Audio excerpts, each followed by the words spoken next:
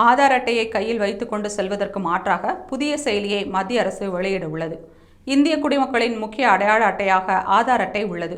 அரசு அலுவலகங்களில் உள்ள அனைத்து பணிகளுக்கும் ஆதார் அட்டையே முதன்மையானதாக உள்ளது. எங்கு சென்றாலும் ஆதார் அட்டை அவசியம் என்ற நிலை வந்துள்ளது. இந்நிலையில் இனி ஆதார் அட்டையை கையில் வைத்துக் கொண்டு அலைய தேவையில்லை என்றும், முகத்தை வைத்து ஆதார் எண்ணை அடையாளம் காட்டும் புதிய ஆதார் செயலி அறிமுகப்படுத்தப்பட உள்ளதாகவும் மத்திய அமைச்சர் அஸ்வினி வைஷ்ணவ் அறிவித்துள்ளார். இதுகுறித்து பதிவிட்டுள்ள அவர், ஆதார் செயலி தற்போது பீட்டா பரிசோதனையில் உள்ளது.